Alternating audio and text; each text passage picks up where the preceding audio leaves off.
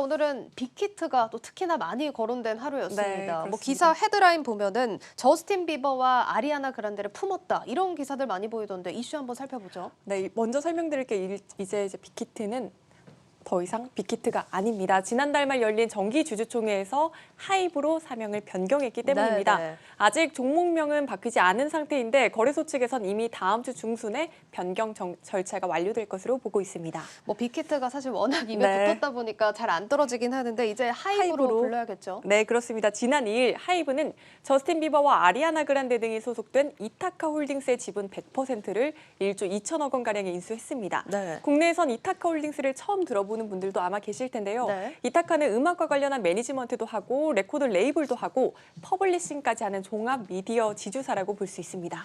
이게 뭐 얘기만 들어선 잘 실감이 안 나는 게 방탄소년단이랑 그러면 뭐 저스틴 비버랑 아리아나 그란데랑 이제 한솥밥을 먹게 된 건가요? 네, 그렇게 볼 수 있습니다. 이번 인수로 하이브는 세계적으로 가장 강력한 팬덤을 가진 아티스트들을 거의 독식하다시피 하게 됐습니다. 네. 전 세계 아티스트 기준 유튜브 구독자 수 1위는 저스틴 비버입니다.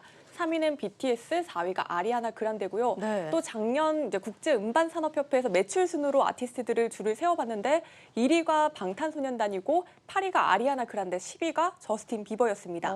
이번 인수를 두고 세계가 시끌시끌한 이유가 있죠. 네. 뿐만 아니라 지금 보여드린 화면에 등장하는 아티스트들이 앞으로 음악 제작과 매니지먼트 등 활동을 함께 하게 되겠습니다.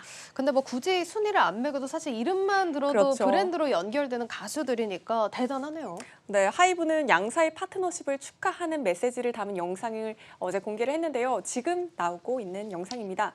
스쿠터 브라운 이타카 홀딩스 대표는 이 자리에서 이 파트너십은 음악 산업의 판 자체를 뒤집을 기회다라고 포부를 밝혔습니다. 네. 영상이 게시된 지 만 하루도 채 되지 않았는데 이미 조회수는 200만 회를 넘어섰고 많은 팬분들의 축하 댓글도 줄을 잇고 있습니다. 뭐 최근 주가 흐름이 이해가 될 만큼 좋은 소식인데 축하 영상인데도 지금 조회수가 엄청난 걸 확인해 볼 수가 있습니다.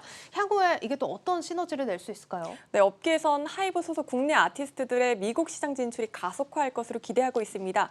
이타카 홀딩스의 탄탄한 네트워크와 전문성이 하이브가 미국 시장 내 점유율을 급속히 확대하는 데 추진력을 제공할 것으로 전망되기 때문입니다. 사실 이번 행보가 워낙 파격적이다 보니까 향후 양사가 어떤 결과물을 내놓을지 예측할 수 있는 부분은 아마 없을 겁니다. 뭐 우리 입장에서는 방탄소년단 같은 그룹들이 더 나와주길 또 기대해 보겠습니다. 자, 오늘 또 증권사 소식 들어보면은 50만 원 넘게 지금 목표 주가를 제시한 것도 그렇습니다. 있던데 반응이 어떻습니까? 네, 일단 이번 주 주가만 봐도 이틀간 한 8% 정도 올랐습니다. 빅히트가 증시에 입성한 첫날 종가가 25만 8천 원이었는데 네. 6개월간 종가 기준으로 한 번도 이 위로 올라선 적이 없었습니다. 네. 그런데 오늘 주가가 25만 9천 원에 마감하면서 드디어 이를 넘어선 거고요. 그동안 빅히트가 네이버 브이라이브도 인수를 하고 유니버설 뮤직과도 손잡는 등 공격적인 투자 행보를 보여왔잖아요. 네. 증권업계에선 말씀하셨듯이 이제 이에 기대감을 키워가면서 목표 주가를 줄 상향하고 있는 상황입니다. 보시다시피 50만 원 위로 올려잡은 것도 있고요. 네. 평균적으로는 한 34만 원 정도가 적정하다라고 보고 있습니다. 그렇습니다. 빅히트 목표 주가가 50만 원이 넘게 제시가 된 만큼 또 많은 분들 마음고생하셨을 텐데 좀 위안이 되길 바라보겠습니다. 자, 그런데 또 사실 우려되는 게 우리나라 남자 그룹이라고 하면 군대 문제를 또 빼놓을 그렇죠. 수가 없을 것 같은데 이 부분은 어떻게 반영이 되고 있나요? 네, 많은 분들이 우려하시는 부분인데 이번에 그 우려가 많이 불식된 것 같습니다. 이타카를 인수하면서 세계적인 아티스트를 품에 안은 거잖아요. 네. 한번 이전 사례를 보면 당시 빅히트가 소스뮤직이나 플레디스 엔터테인먼트를 인수하기 전인 2018년에는 매출액에서 BTS가 차지하는 비중이 98%에 달했습니다.